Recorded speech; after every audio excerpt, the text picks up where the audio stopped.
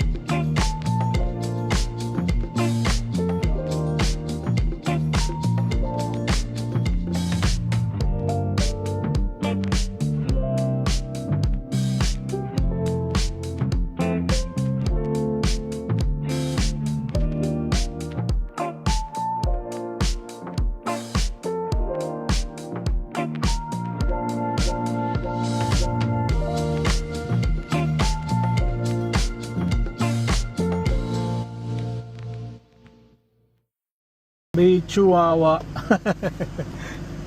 Lumabas. Winelcome kami. Ayun o. Ayun o. Alam mo ba siya? Pumunta siya sa akin magapang. Bongkong!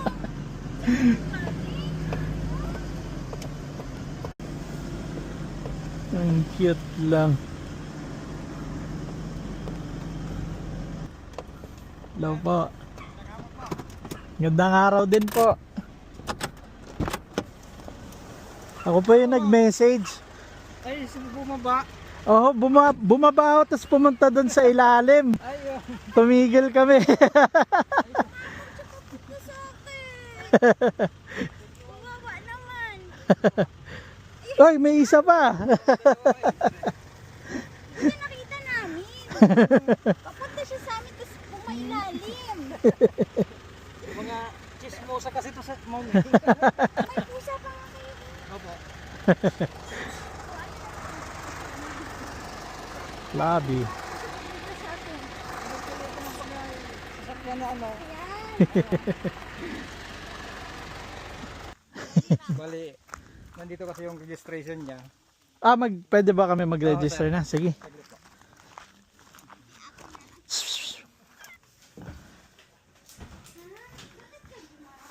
Kaming dalawa o kahit isa lang? Kayong dalawa po. Ah, kaming dalawa na. So, pwede na kami pumili doon. Kaya nang ano. Sige. Sama kayo doon. Sama kayo doon. Sama kayo doon. Saan yung magastuhan saan? Sige po.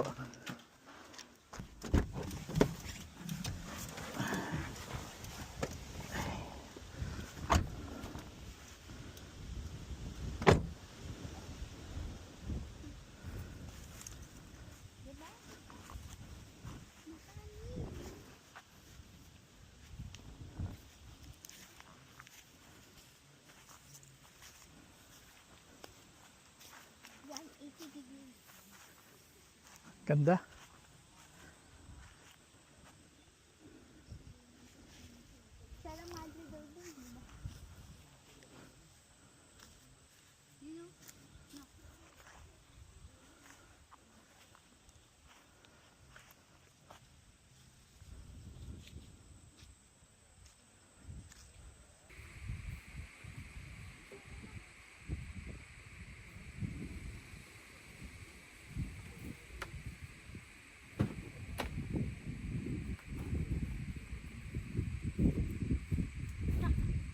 Hindi, buksan mo muna lahat.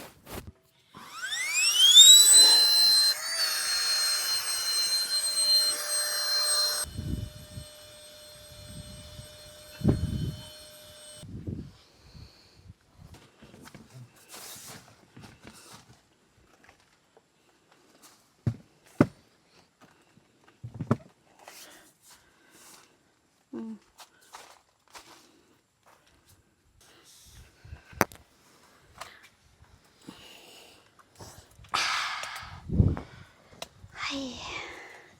Wow.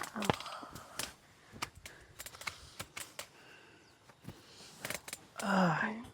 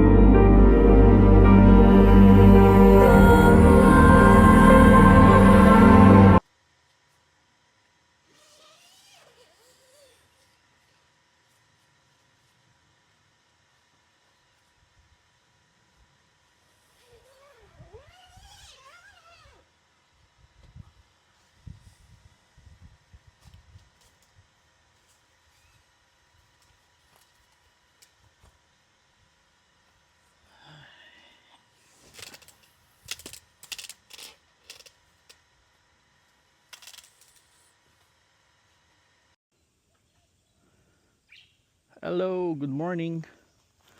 Mag-meta camp tour tayo dito sa Jarizel campsite. Dito siya bale sa may Nueva Ecija. So, kung galing kayo ng Manila, siguro mga 2 hours na biyahe papunta dito. Pwede kayo mag-expressway, pwede rin din kayo sa loob pumiyahe kung naka-motor kayo. So start natin yung tour. Ito bali yung entrance ng campsite.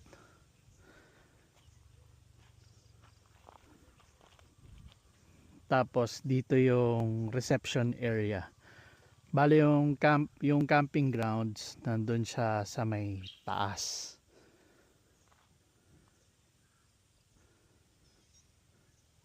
Dito kayo i-receive nung caretaker or nung may-ari.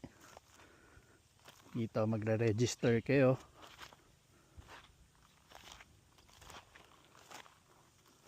Ayan. So yung papunta dito, merong light na off-road dito, yung dyan sa baba bago ka pumasok. Meron siya light off-road. Accessible naman siya, I think, ng ng mga sedan 4x2, pero mas okay kung naka 4x4 ka. Kaya din ng motorsiklo. Siguro yung mga 150, 160 pataas. Or yung manual na motor, yung mga TMX, ganyan. Kaya nung mga sasakyan and motor hanggang dito. Pero pag papunta na kayo sa campsite, meron dyan steep na hill. Mas okay kung naka 4x4 kayo. Pero alam ko, pwede nyo naman iiwan yung mga sasakyan nyo dito. Then pwede kayong maglakad papunta dun sa taas, sa camping grounds. Yun yung gagawin natin mamaya. So yung pinapakita ko sa inyo ngayon, ito yung reception area nila. Tapos, yung CR nila, nandito sa baba ng camping grounds. Kasi di ba nga nandun sa taas yung camping grounds. So kung mag-CCR kayo, number 1, number 2, maliligo. Dito nyo gagawin yan. Kasi walang source of water dun sa taas. And mas okay kung meron kayong daladalang bucket para kung dadali nyo sa taas, may tubig kayo sa taas.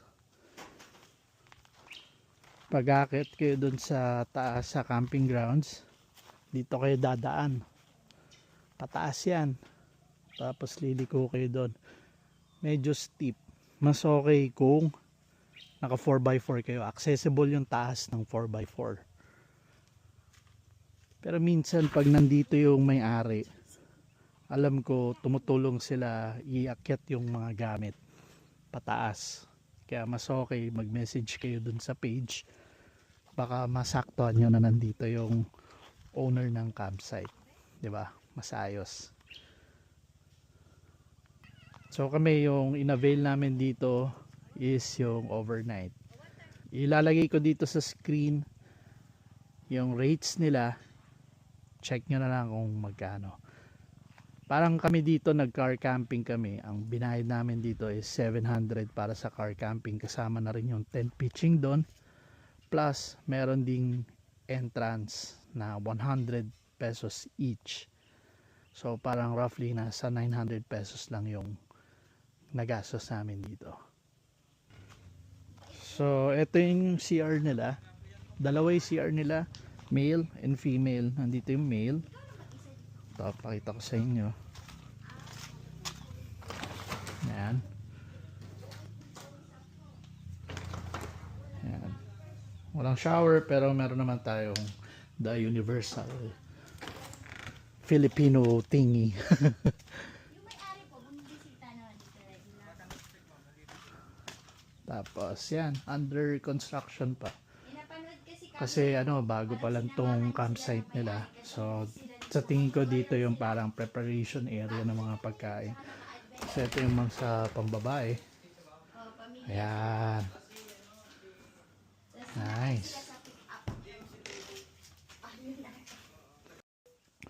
So tara, akyat tayo. So, pag papunta ka sa campsite, pwede mong lakarin.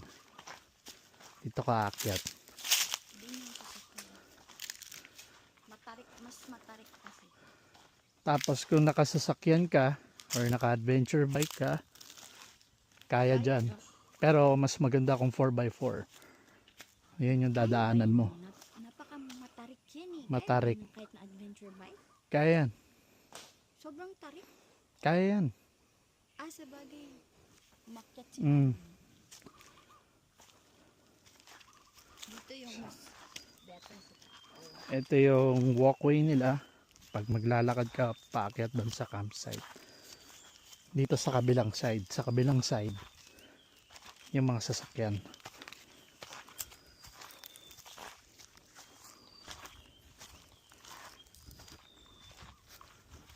Ganda dito. Kahit sa gabi, meron kang makikitang city lights. Overlooking siya talaga. 360. 360 view ng Sierra Madre. So ito yung aakyatin Turo mo yung papunta Sierra dun Madre. sa campsite. Sandun yung Sierra Madre. Ayun yung reception area. Tara, akyat tayo. Medyo paganyan siya. So ito, naakyat na namin yung half. Pag nandito ka na, yan, makikita mo na yung majestic view ng lahat. Pag ganyan yan, Sierra Madre. Diba? Ganda niyan. Lalo na sa sa mga bandang hapon. Talagang kitang-kita mo lahat. Tas yan nga yung inakyatan namin. Kung makikita nyo sa kabila, nandyan yung trail ng off-road. So, yun nga, sabi ko, steep siya masyado. Mas okay kung naka 4x4 kayo or naka adventure bike. Kayang-kaya yan.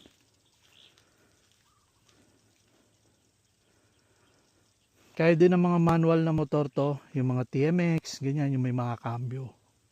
Enduro, kayang-kaya yan. Pero yung automatic na mga motor, sedan, tsaka 4x2, doon nyo iiwan sa may reception area. Tas tulad ng ginawa namin, inakyat namin dito. Ito yung gagawin nyo. Malapit lang naman. Paalalay lang sila. Maalala nyo naman nangyari. Minsan pag nandito yung may-ari, pag nasaktuhan nyo, tumutulong sila sa pag-akyat ng gamit. Kasi alam ko naka 4x4 din sila eh. So tulungan nila kayo, dalhin yung gamit, tas kayo akyat kayo dito, mag-hike. So nandito na kami sa half. Yan yung spot namin. Yan. So konti na lang. Malapit lang. Ito yung camping grounds nila. Ang lawak. Ganda.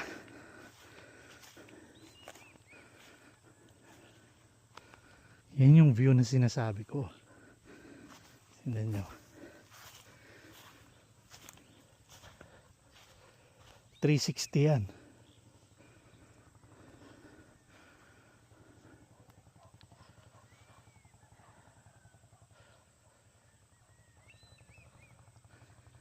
Ganda no? Ang lamig dito. Lalo na sa gabi.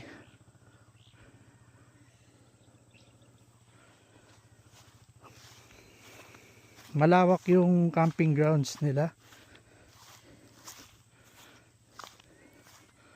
Ang maganda rin dito sa campsite na to, meron silang quiet time.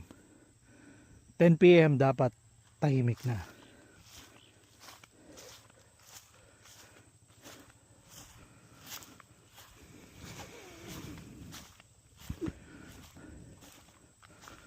So ayan oh.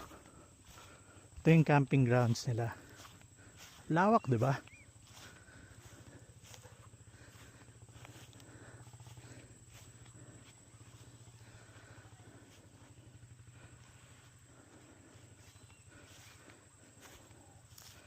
Dito kayo bale lalabas.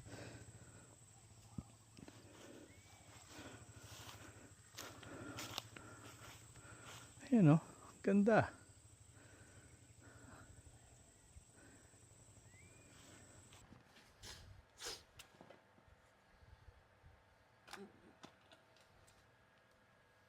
Frozen pa yan. Para.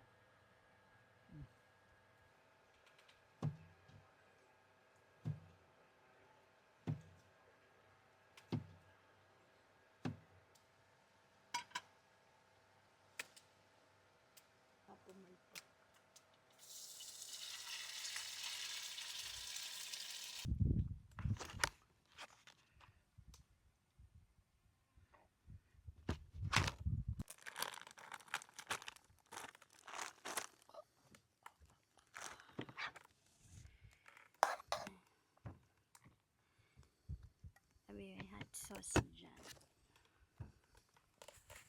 Spanish style to yun, no?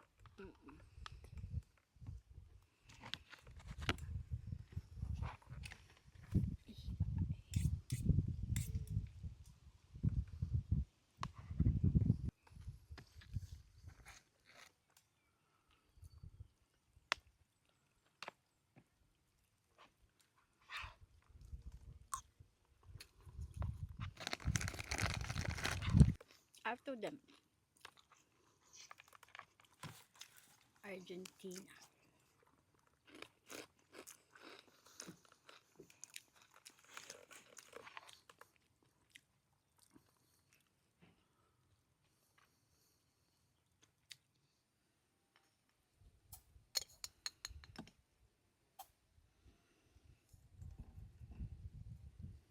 And din ang fresh milk.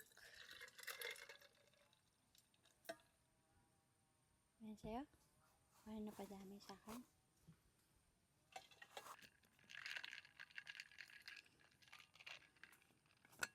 Dapat mo natin. Wow. Wow. Ayan. Pwede ka ba na?